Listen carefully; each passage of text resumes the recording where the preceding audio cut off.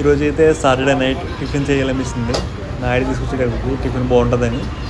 ఈ టిఫిన్ సెంటర్లో రాగానే బయట చాలామంది జనాలు ఉన్నారు, తీసుకుంటున్నారు. వాళ్ళు ప్లేట్స్లో తీసుకొని పక్కన నుంచి తినేస్తాను అనమాట. హైవే కదా, మాకైతే లోపల కూర్చొని తినాలనిపిస్తుంది. అంతా న్యాచురల్ అంబియన్స్. చూసారా ఇడ్లీ పాత్ర ఎంత ఉందో.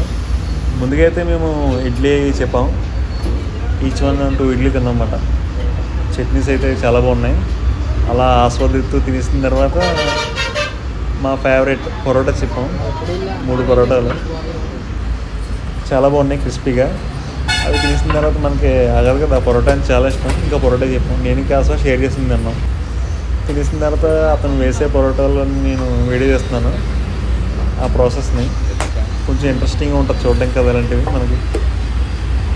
తర్వాత బిల్లు ఎంత అయిందంటే 170 రూపీస్ అయింది విత్ వాటర్ బాటిల్తో. ఇలా వీళ్ళు మిడ్ నైట్ 1 వరకు వేస్తారంట. ఈ టిఫిన్ సెంటర్ అయితే ఎక్కడంటే కరెక్ట్గా ఇప్పుడు రైట్ సైడ్కి వెళ్తే తుని ఊర్లోకి ఎంటర్ అవుతామన్నమాట, రైల్వే గేట్ దాటుకుని. అలా కాకుండా లెఫ్ట్ సైడ్కి వెళ్ళామనుకోండి సర్వీస్ రోడ్ వస్తుంది. ఆ సర్వీస్ రోడ్ అనుకొని తలుపులమ్మవారి టెంపుల్ ఉంటుంది, ఆ టెంపుల్కి బ్యాక్ సైడ్ వస్తుంది అన్నమాట. నైట్ టైం వైజాగ్ జర్నీ చేస్తారు కదా, ఎవరికన్నా టిఫిన్ తినాలనిపిస్తే ఇక్కడ తినచ్చు. Nice point.